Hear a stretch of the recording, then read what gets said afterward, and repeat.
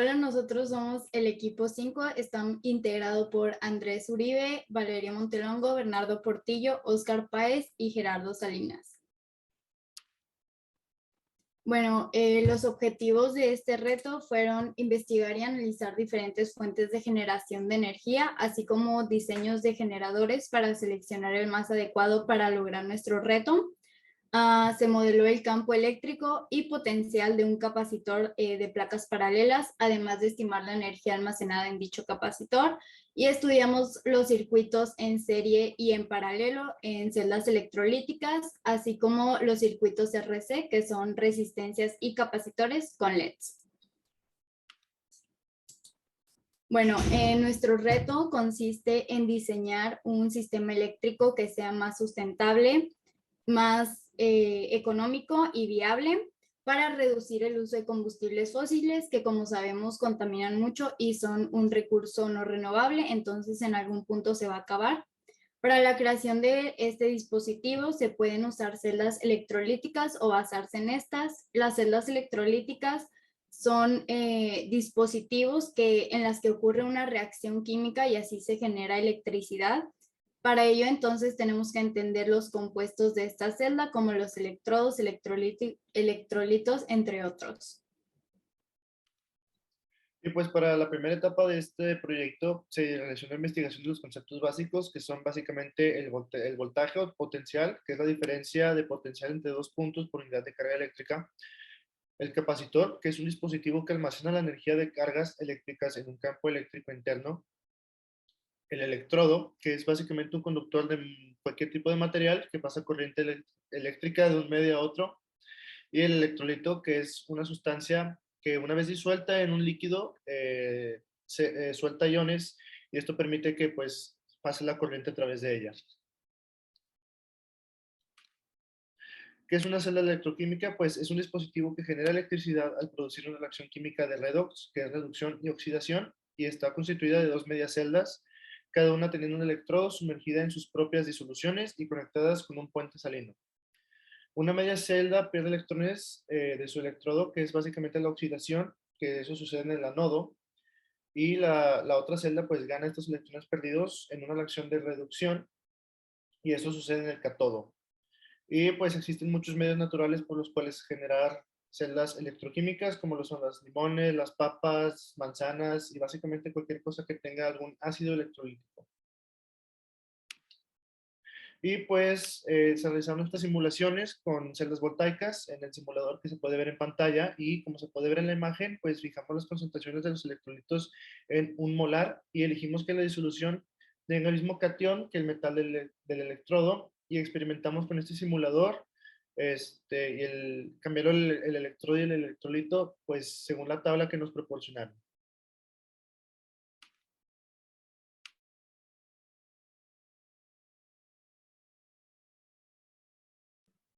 ¿Qué relación hay entre el material de los electrodos y el voltaje generado en la celda voltaica? La relación que hay entre ellas es que dependiendo de dónde pongamos el material de los electrodos, es la carga que nos va a dar. Si lo ponemos del lado izquierdo, se va a crear una carga positiva, y si lo ponemos del lado derecho, se va a crear una carga negativa.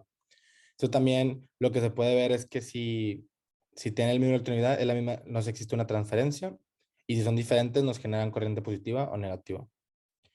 Y el voltaje generado en la celda depende de la concentración del electrolito, y eso es un sí, porque ya cuando se hace un cambio hacia la concentración de electrolitos, se va a ver un cambio directo en su voltaje. Y también se puede observar que si le hacemos un cambio como disminuir o aumentar la concentración, el voltaje se va a ver afectado de una manera proporcional a la cantidad de electrolitos que se encuentran en esa celda. Y el siguiente slide. Bueno, para este reto nosotros modelamos las gráficas de una carga puntual positiva y la de un campo de una carga puntual negativa. Siguiente, por favor. Estas son las gráficas. Para el código de MATLAB de carga puntual positiva, nosotros utilizamos la ecuación de carga, que como pueden ver tenemos nuestra constante y nuestra carga en coulombs. Tenemos los vectores que van de la carga al punto de observación.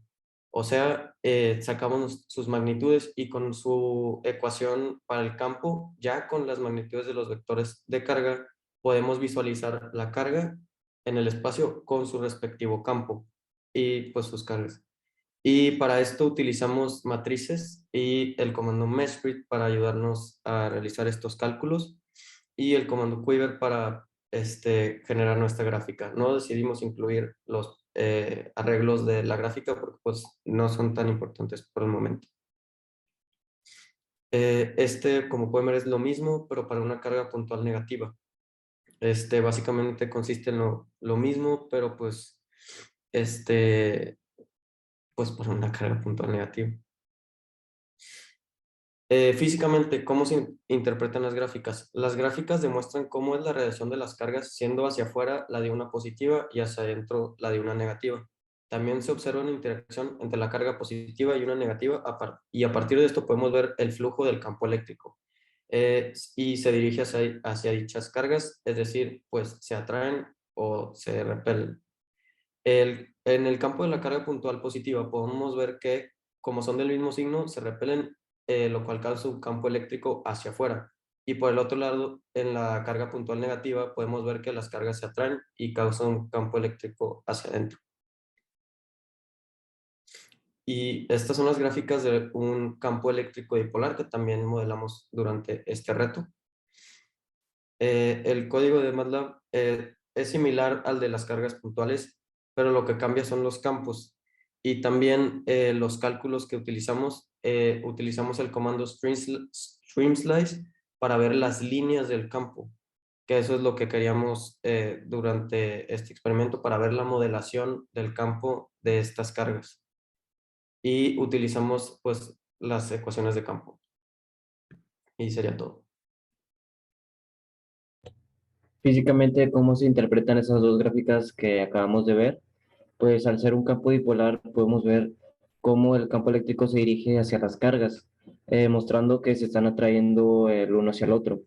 Las gráficas muestran el flujo eléctrico que tiene el campo eléctrico debido a la atracción de las cargas y podemos inferir que por la dirección del campo eléctrico las cargas se atraen entre sí, ya que el flujo eléctrico entra hacia la dirección de la carga de la izquierda. Para la etapa 3 tuvimos que encender un LED y en esta etapa se construyó un par de celdas electroquímicas usando como fuente electroquímica a unas papas y de electrodos usamos un tornillo y una moneda. Y en cada caso tuvimos que checar la diferencia de potencial y la corriente que se suministraba. Y después conectamos en serie y luego en paralelo. Los tipos de conexiones son la conexión en serie, que se caracteriza que todas están conectadas entre ellas y esto hace que la corriente que pasa por ellas sea la misma. Y la conexión en paralelo se caracteriza que los extremos de las resistencias van unidos a un mismo punto, lo que hace que el voltaje en todas ellas sea el mismo. Y pues en estas imágenes podemos ver los voltajes y corrientes individuales por cada celda. Podemos ver que la celda 1 tuvo un voltaje de 0.92, la celda 2 tuvo un voltaje de 0.97, la 3 voltaje de 0.95 y la 4 un voltaje de 0.85. La 1 tuvo una corriente de 0.7, la 2 corriente de 0.87, la 3 tuvo una corriente de 1.05 y la 4 tuvo una corriente de 0.56 amperes. Y en cambio, aquí podemos ver el voltaje y la corriente de la celda 5. El voltaje fue de 0.84 voltios y el amperaje fue de, la corriente fue de 0.70 amperes. Y el voltaje total fue de 0.10. En la imagen está negativo debido a que se conectaron al revés los cables, pero el valor es 0.10 voltios. Y podemos ver que el valor final de voltaje es de 3.50 alrededor de, y la corriente es de 0.59. Y en cambio en paralelo es de 0.82 el voltaje y la corriente es de 3.26 amperes. Y podemos ver también todo el setup completo. Y pues utilizando una combinación de estas celdas se prendió este LED. Se puede ver una luz muy tenue, ahí abajo. Y pues se generó entre estas 5 celdas un voltaje de alrededor de 3.50 volts, que es suficiente para prender este LED. Sin embargo, la corriente no fue suficiente y por eso es que tenemos una luz muy tenue. Por último, encendimos un LED con baterías que, como podemos ver, el voltaje del LED es 3.5 y el de la batería es 9 voltios. Entonces, si lo conectamos directo, pues el LED se iba a fundir. Entonces lo que hacemos es agregar una resistencia que se agrega al lado positivo porque es de donde sale la carga, ¿no? El LED tiene también su lado positivo y negativo, siendo el ánodo el positivo y el cátodo el negativo. Entonces, pues la resistencia y el ánodo van al lado positivo de la batería y el cátodo al lado negativo. Hicimos la malla correspondiente y obtuvimos que la resistencia debería ser de 275 ohms aproximadamente para no fundir el foco. En el primer experimento, o sea, con las papas, no fue necesaria la resistencia porque toda esa celda no generaba lo suficiente de corriente ni voltaje para encender el foco. En cambio, pues la batería de 9 voltios lo explota, ¿no? Entonces, por eso es necesaria la resistencia, porque esta limita o disminuye la corriente eléctrica y el voltaje. Y aquí pues podemos ver para nuestro proyecto la carga y descarga de un capacitor.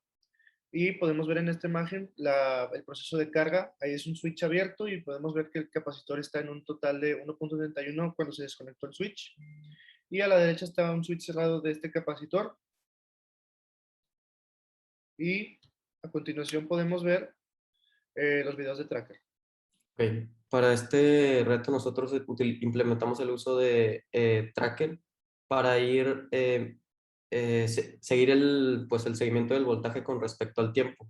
Nosotros tuvimos que cambiar las fases de imagen a un tiempo establecido para ver el voltaje entre cada imagen. Estas son las gráficas de voltaje versus tiempo para la carga. Para la carga, como podemos ver, empezamos en un voltaje de 0 y conforme va avanzando el tiempo va subiendo este voltaje. Y pues utilizamos el ajuste de curva con MATLAB. Y pues en el código de MATLAB. Ahora sí, utilizamos nuestra ecuación diferencial de carga con respecto al tiempo. Pues esta es la que vimos en clase, que pues como la pueden ver aquí en fórmula, se expresa como bueno, aquí está comentado, pero no pasa nada, es 1 menos e a la menos el tiempo, que aquí en este caso es x, menos tau, que es nuestro RC. Y pues utilizamos una comparación y para ver el ajuste de curva. El Excel, aquí nosotros lo implementamos manualmente, ayudándonos con Tracker para ver el tiempo transcurrido con respecto al, o sea, al voltaje, pues, o sea, tuvimos un intervalo de 0.165 segundos y pues fuimos checando cuánto es el voltaje en cada video tiempo para establecer una gráfica para carga y descarga.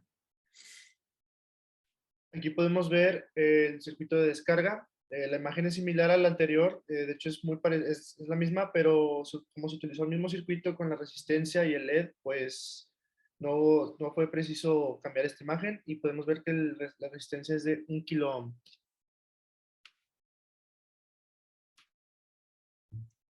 Esta es nuestra gráfica de descarga. Como pueden ver, el voltaje al principio es muy alto porque pues tenemos un voltaje alto pues al principio porque es la carga. Y pues con respecto al tiempo se va descargando, o sea, va a haber un voltaje menor con respecto al tiempo. Y este código de MATLAB es lo mismo que el anterior, pero nosotros utilizamos la ecuación diferencial para una descarga. Y pues es básicamente lo mismo, pero para descarga. Y aquí podemos ver pues ya la imagen es de descarga del capacitor con un LED.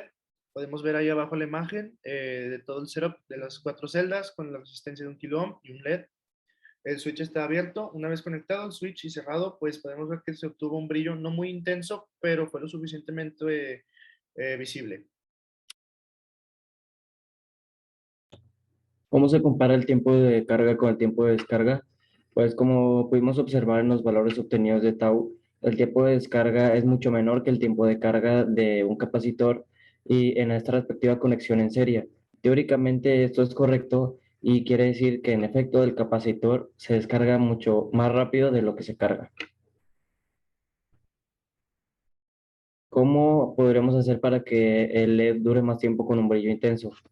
Pues para no solo obtener un brillo intenso, sino también una mayor duración de dicho brillo, debemos tener un capacitor con una mayor capacidad de voltaje, así como mayor corriente que se asemeje a la necesaria para poder encender el LED. Por otro lado, se puede mantener conectado el capacitor a la batería, lo cual en cambio mantendrá un flujo constante de la electricidad y permitiría que el LED tenga una mayor duración de encendido. En conclusión, concluimos que el uso de celdas electroquímicas podría ser un buen sustituto para el uso de energías fósiles, pero el único problema es que necesitaría un número muy grande de celdas para poder producir un alto voltaje y suministrarlo a los aparatos que requieren de una mayor cantidad de energía para funcionar a su máximo potencial. También observamos la importancia de la electronegatividad en los electrodos para generar voltaje y cómo si se le hace un cambio, como disminuir o aumentar las concentraciones de estos, afectan al voltaje. También pudimos estimar la diferencia de potencial entre electrodos sometidos a reducción o oxidación mediante métodos vistos en clase. Y también aprendimos que mientras más celdas tengamos conectadas al mismo tiempo, mayor será la producción de voltaje.